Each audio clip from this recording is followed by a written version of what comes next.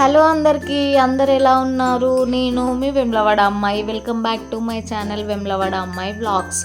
So నా ఛానల్కి కొత్తగా వచ్చిన వాళ్ళు, నా వీడియోస్ కొత్తగా చూస్తున్నారు, సబ్స్క్రైబ్ చేసుకొని పక్కనున్న బెల్ ఐకాన్ పిక్ చేయండి. నేను ఇలా వీడియో పెట్టగానే మీకు అలా వస్తుంది. సో ఈరోజు మా ఇంట్లో స్పెషల్ సర్వపిండి చేస్తున్నానండి. మా ఇంట్లో స్పెషల్ కాదు, first of all Telangana special ఇది. సో ఎందుకంటే తెలంగాణలో చాలామంది చేసుకుంటూ ఉంటారు.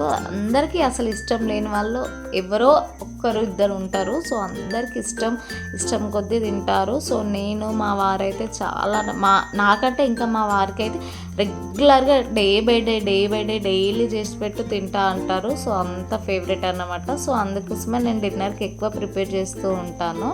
సో నేనైతే రెగ్యులర్గా చేస్తుంటా కాబట్టి పెద్ద ప్రాసెస్ ఏం లేకుండా చాలా సింపుల్గా చేస్తాను.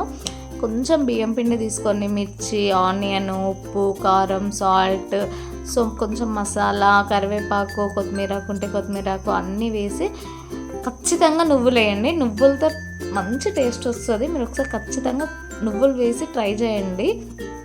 తర్వాత లాస్ట్కు ఫ్రెష్గా రుబ్బిన అల్లం వెల్లుల్లి పేస్ట్ వేసి వాటర్ లేకుండా ఫస్ట్ ఆఫ్ ఆల్ మంచిగా మిక్స్ చేసేయండి. వాటిని పిండి ఇట్లా ఉప్పు కారం మంచిగా పిండికి పట్టేటట్టు మంచిగా మిక్స్ చేసి తర్వాత కొంచెం వాటర్ వేసుకుంటే పిండిని చాలా సాఫ్ట్గా కలపండి. ఎట్లా అంటే మన చపాతీ పిండి కంటే కొంచెం సాఫ్ట్గా కలపండి. చపాతీ పిండి కంటే సాఫ్ట్గా కలిపితే చూడండి అట్లా వస్తుంది. మనకి సాఫ్ట్గా కలపడం వల్ల ఏంటంటే మనకు ఆటోమేటిక్గా కాలిన తర్వాత ఆటోమేటిక్గా అది పైకి వచ్చేస్తుంటుంది. ఇట్లా సాఫ్ట్గా కలుపుకుంటే, లేదు అంటే హార్డ్గా వస్తుంది. సో సర్వపిండి గిన్నెలు తీసుకోండి. లేకపోయినా సర్వపిండి గిన్నె లేకపోయినా మన దోశల ప్యాన్ అట్లాంటివి ఉంటాయి కదా, డైరెక్ట్ దానికి చేసుకోవచ్చు. దానికి పెట్టేస్తే అయిపోతుంది. నేను రెగ్యులర్గా చేస్తాను కాబట్టి నేను సర్వపిండి గిన్నెలో అప్పుడు మా పెళ్ళప్పుడు మా అమ్మ తీసుకుంది బౌళ్ళల్లో. సో ఎందుకంటే మేము రెగ్యులర్గా తింటుంటాం కాబట్టి మాకు ఖచ్చితంగా సర్వపిండి గిన్నెలు కావాలి. సో మళ్ళీ ఇందులో పెట్టిన ఫ్లేవర్ ఇంకా డిఫరెంట్గా ఉంటుంది. ఒకసారి మీరు మీ దగ్గర ఉన్న, మీ నియర్ బై ఉన్న ఒకసారి తీసుకొని ట్రై చేయండి.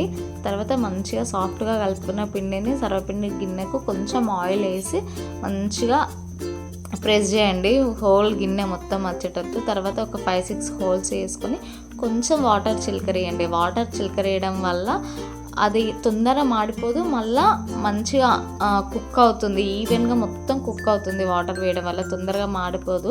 ఒకసారి చేయండి. తర్వాత ఆ వాటర్ చల్లిన తర్వాత మధ్యలో ఒకటి ఇట్లా వస్తుంటుంది, అదైతే ఎంత బాగుంటుందో టేస్ట్.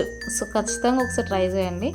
సో ఇట్లా పెట్టిన తర్వాత ఒక 5 to 10 minutes సిమ్లో కుక్ చేయండి. తర్వాత మనం మూత తీస్తే అది ఆటోమేటిక్గా దానికి బయటకు వచ్చేసే ఉంటుంది.